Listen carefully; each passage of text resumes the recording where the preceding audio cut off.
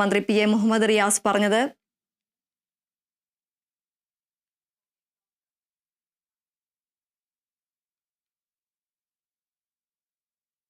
Thiruvananthapuram Sree Chitra poor ഹോമിൽ 3 പെൺകുട്ടികൾ ആത്മഹത്യയ്ക്ക് ശ്രമിച്ചു. ഇന്നലെ രാത്രിയാണ് സംഭവം. 3 പേരുടെ നില തൃപ്തികരമാണെന്ന് ഡോക്ടർമാർ അറിയിച്ചു.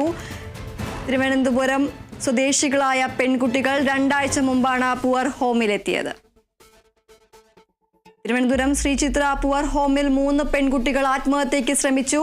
ഇന്നലെ രാത്രിയിലാണ് സംഭവം. 3 പേരുടെ നില തൃപ്തികരമാണെന്ന് ഡോക്ടർമാർ അറിയിച്ചു. തിരുവനന്തപുരം സ്വദേശികളായ പെൺകുട്ടികൾ 2 ആഴ്ച മുമ്പാണ് പൂവർ ഹോമിലെത്തിയത്.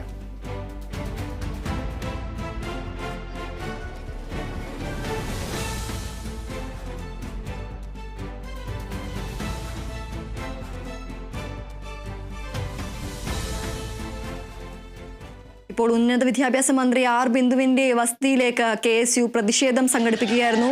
പ്രതിഷേധക്കാർ